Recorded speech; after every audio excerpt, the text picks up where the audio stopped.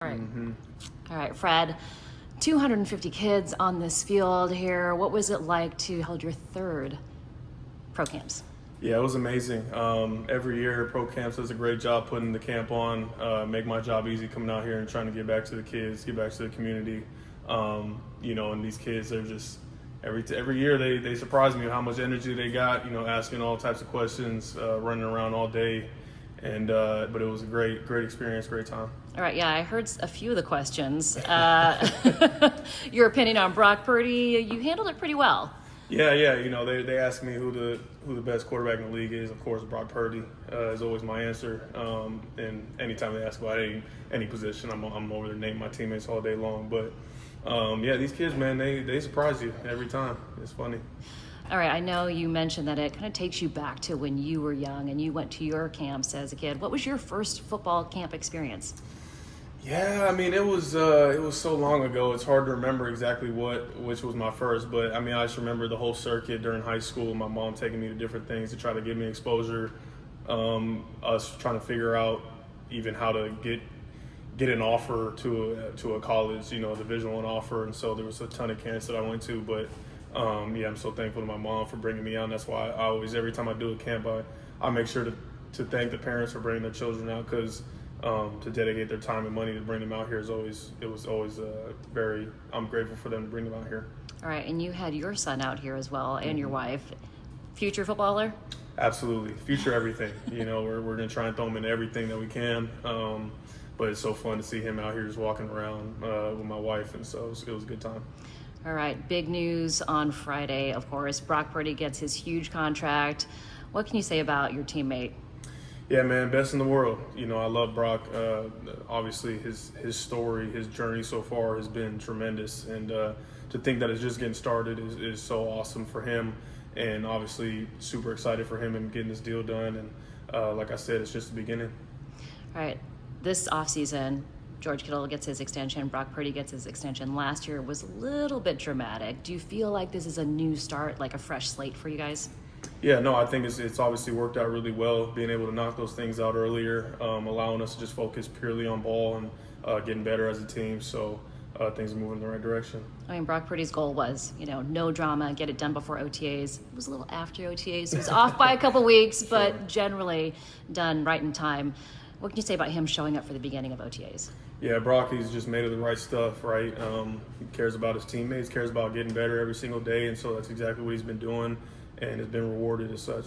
What's the energy been like? I know it's been a little bit longer off season, so maybe a little bit more rested. Yeah, too rested. No, I'm just kidding. But it has been a really long off season. And I've taken advantage of that. I know my teammates have as well. It's good to be back in OTAs, getting back together, working out together, building that camaraderie, that chemistry with a new team, right? I think every year it's a new team, but especially now, a lot of young players, and just kind of just getting better every single day. Do you feel like there was an emotional reset that you guys needed to have?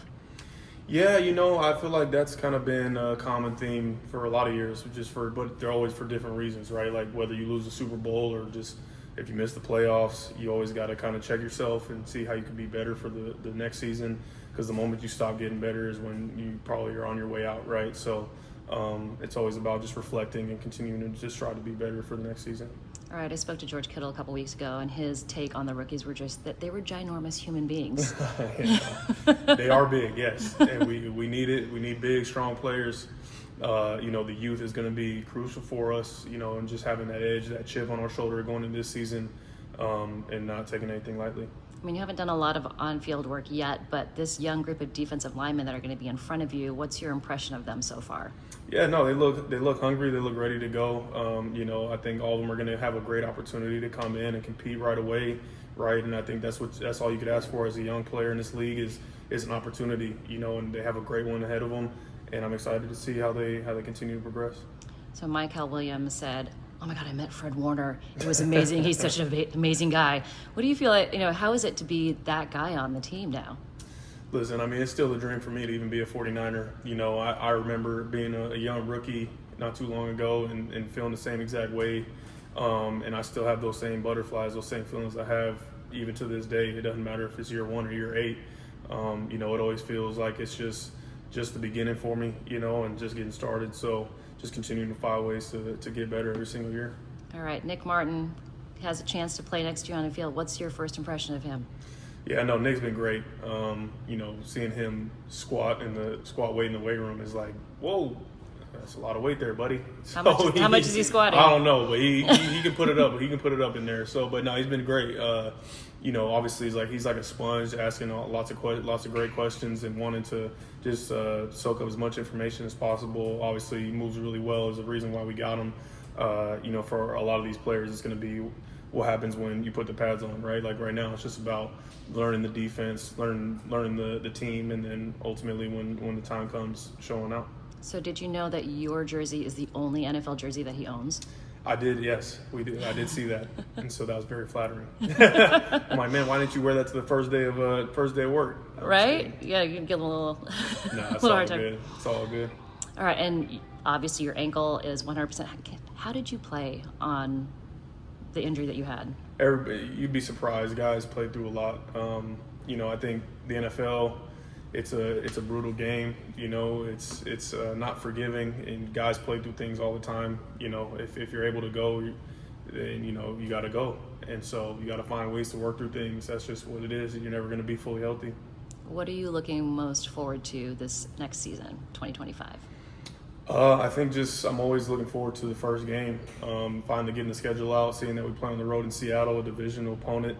If we can get a win on the road to start the year, that'd be obviously a great start to the season. Yeah, what did you think about the schedule? You're not playing any team coming off a bye this year. Yeah, people kind of look into things a lot of the time.